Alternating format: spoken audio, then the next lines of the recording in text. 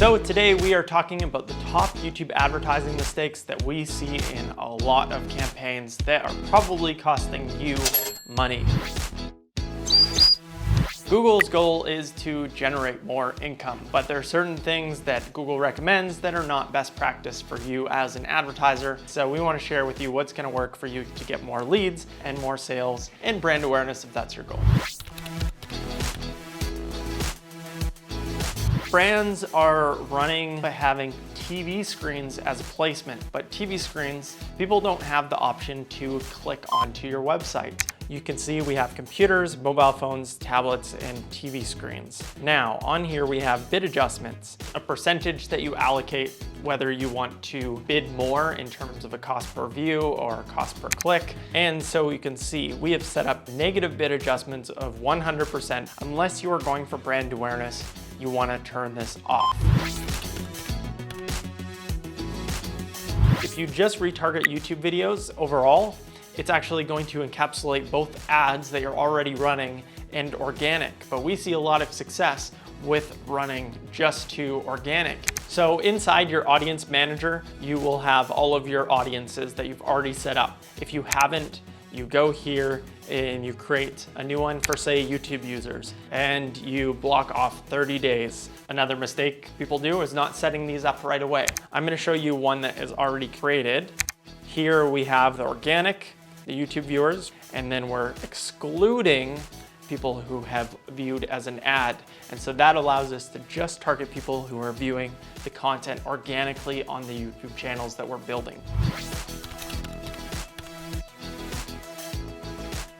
With layer targeting, what's happening there is you're not just targeting one specific segment, you are also doing keywords and topics. So to show you a visual of what this looks like, let's come down here.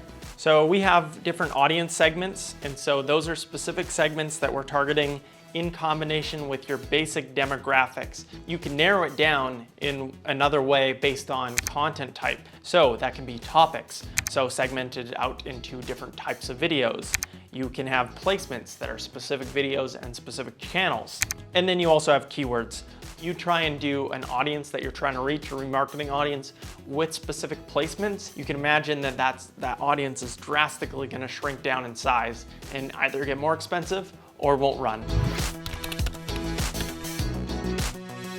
So what this is not having a clearly defined hook and a clearly defined call to action. So your hook has to be really strong because people know they're about to watch an ad and they're about to hit that skip button, and so you really need to compel them to want to continue watching through. There's a couple ways to do this with either a pattern interrupt, so something that is outside of the norm. You also want to address who you are actually targeting. Take one of our own YouTube ads, for example. It literally starts with stop. And then we have the call to action. If you have a 3-minute ad, don't wait till the final ending, maybe even before your testimonials if you're showing that. So what that can mean is you can have some content that is on your YouTube channel that has performed for you organically. So if you can provide value in that and then convert some of that messaging into advertisements and compel people to take action, teach them about your product and service and how it addresses the problems that your customers or potential customers might be experiencing. If you found this video valuable, let us know down in the comments or hit that like button. And if you have any questions, drop it down below. We got some more videos here that you can check out to help you be more profitable with your YouTube campaigns, both organically and with ads. Bye for now. Ooh, nice. I like that one. Cool. Great.